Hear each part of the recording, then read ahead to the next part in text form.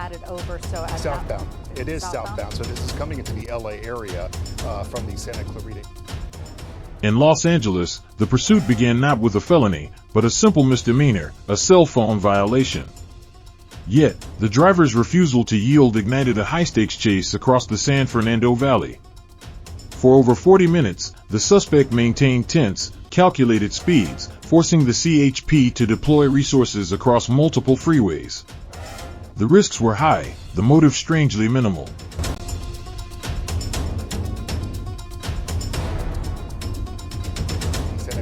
Clarita area. You can see CHP right there, another one getting on the freeway. And I mentioned the speed earlier, that it appeared to be around 60, 65 miles per hour, and that's what our tracker is showing, now down to 55. But now we have multiple cruisers that are in pursuit. So the resources, Bruce, are being brought in for sure. Now you have multiple law enforcement officers tracking this individual. Yeah, that's correct. And we're seeing that.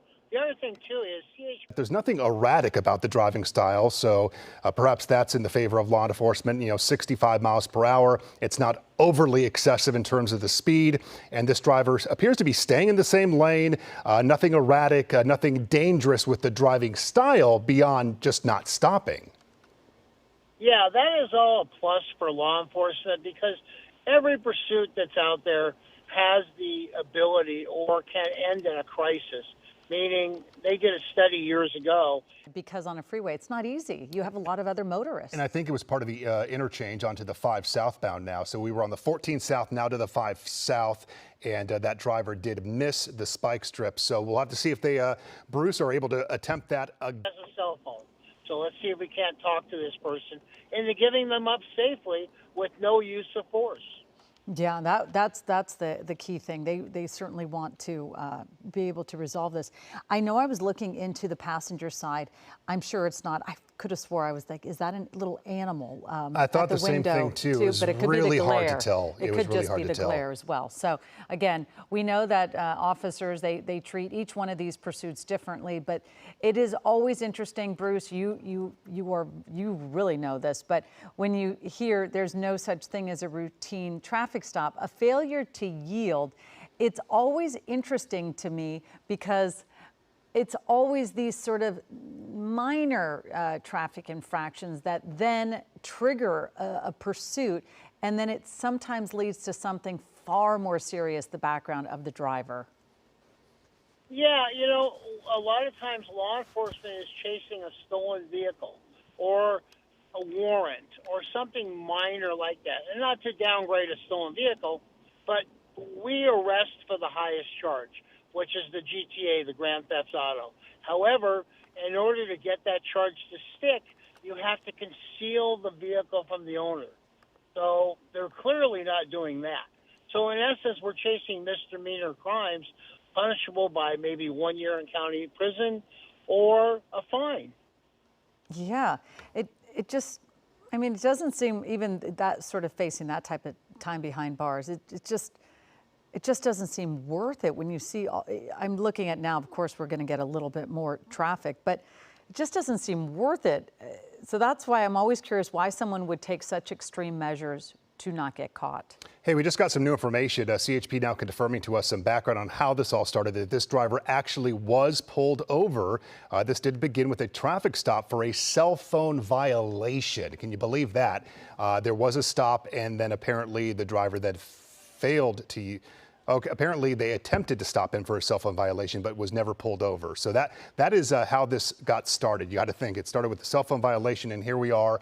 About 30 minutes later now on the 5 southbound, passing through the Sylmar area, going to be moving through San Fernando and further south on the 5, which will eventually take us into the Burbank and San Fernando Valley. Gosh, you just hope it comes to an end, because as it gets into the valley, more and more traffic here, Bruce Thomas, on a Friday. No, I think we're going to... Oh, I'm sorry. Go ahead, Colleen. Oh, I think we were hearing something about a spike. The shoulder of the highway there, the transition from the 14 to the 5.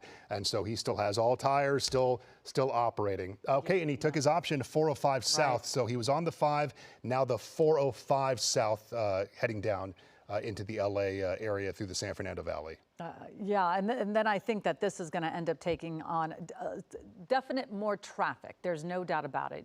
Anybody who knows these roads, they know that the 405 is just one of those, that's where I look at it. Maybe there's not, it must be just what's in the front seat. I was thinking that was a little dog's face, but yeah. I think it's just might be some kind of glare or what's in the front passenger seat.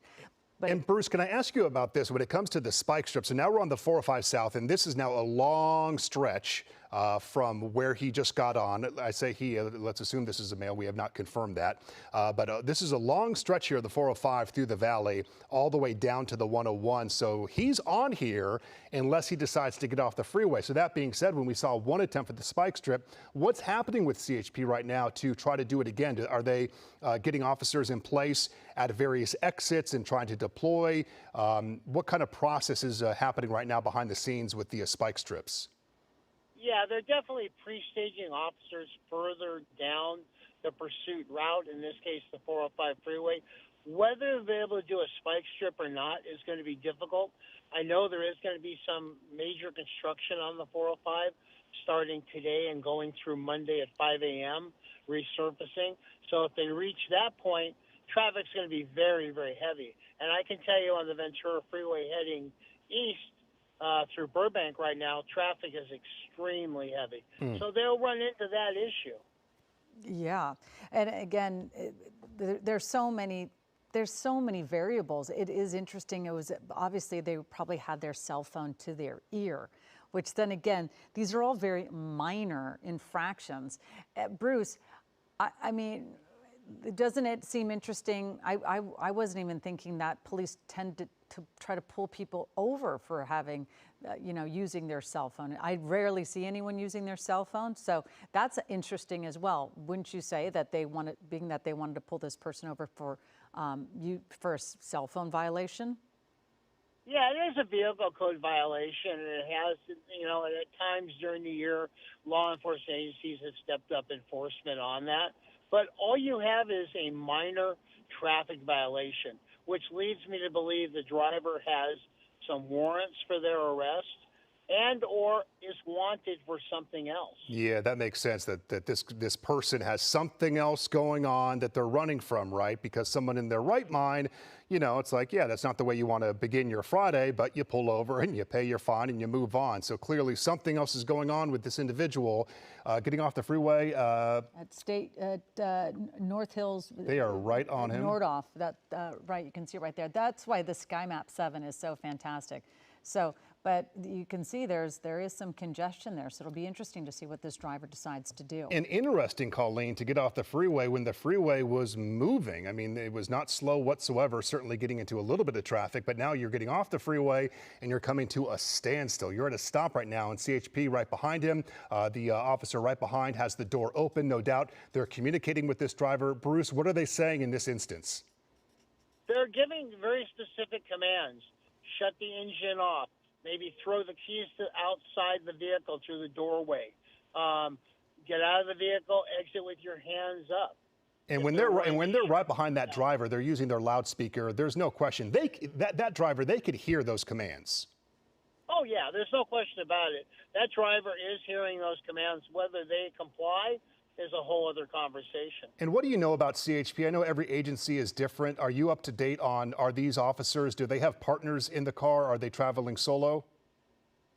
Most of CHP travels solo, like the Sheriff's Department. However, they do have 2 man or 2 women units, and they're out there. And so they'll primarily use those to take the suspect into custody. Walk us through the mindset right now. You see this car stopped. You think people are at home watching and saying, okay, we'll just pull up, block this person in. Why do they not do that? They don't do that because the person may be armed, even though it's not a wanted, armed suspect.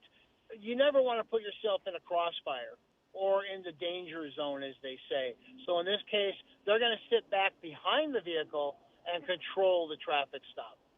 Yeah, I'm wondering if a lot of people are watching this, and many times we see all the looky-loos come out and then take video, and then of course that also police have to put that in consideration. But it looks like this driver is looks like they are sort of minding the rules of the road, as one would say, because it doesn't look like they've been driving at any really excessive speeds.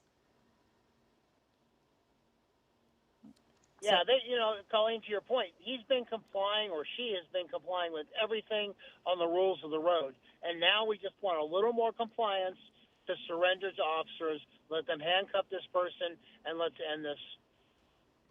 Yeah, our map here showing that this is the North Hills area. If this individual turned right, I think it would be kind of going further into like the Northridge area. The one concern of many as you watch this, Bruce, is that you were on the freeway. Getting off the freeway is the added factor of pedestrians. For law enforcement, how does that change their tactic? How does that change their approach?